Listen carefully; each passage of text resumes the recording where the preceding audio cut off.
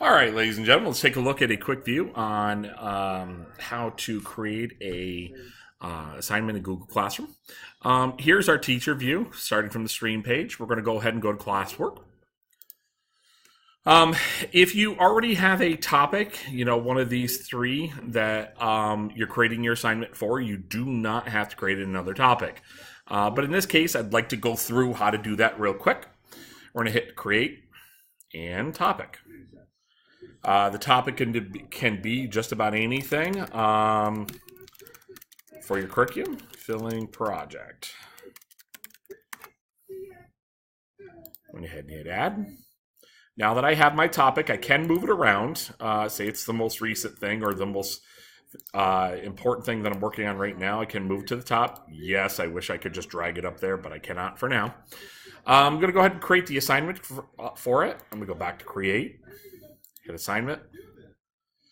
Now, if I have multiple Google Classrooms or if I handle multiple grades, I'm going to go ahead and select here, especially if it's an assignment that I want every student in every different classroom that I have.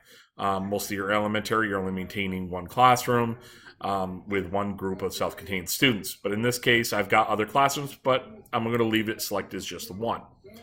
If this is an assignment for my entire class, it defaults to everybody, but hypothetically, maybe I want just the first 5 wonderful teachers to get it. Excuse me, 7. Go ahead and select. That way, only those students will get that material. Let's go ahead and put a title in. So let's say bucket filling project. Excuse me. Part 1. Read the directions and complete the work. Let's fix that spelling. After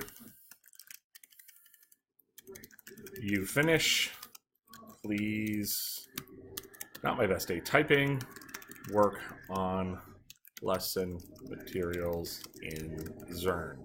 Well, there's a reason I added that last part of the instructions. I will illustrate shortly. Points, this could be anything you want. I'm going to leave this ungraded. Due date, if you're stressing those, let's go ahead and go a couple of days out. Now, topic, please make sure that you are grabbing the exact topic that you intend this to be in. Bucket filling. Okay.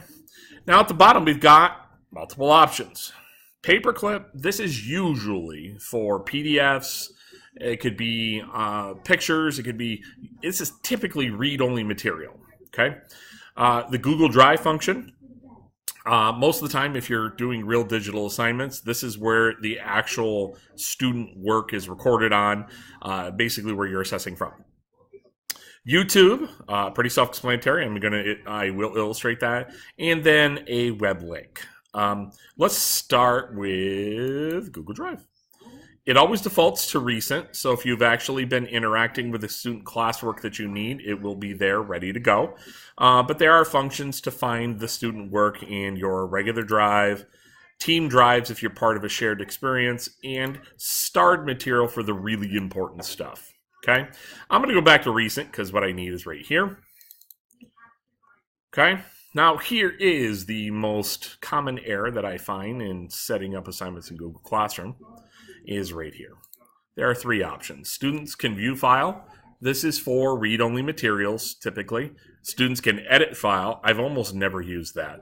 That means 25 kids in the room can edit the same master document, and then often it's your only copy of that document. So I'd be very, very careful about the second option. But more often than not, you need the third. Make a copy for each student. In this case, I've also asked students to do some work on Zearn. So I'm going to go ahead and add a web link for the website as well. So that way, all the materials that they need for this particular exercise are all in one spot.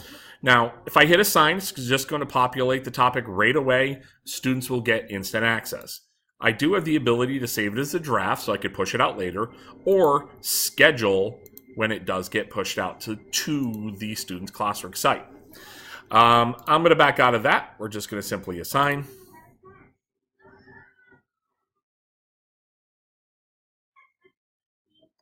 And as you see, we have an assignment all up, ready to go, right at the top of our project.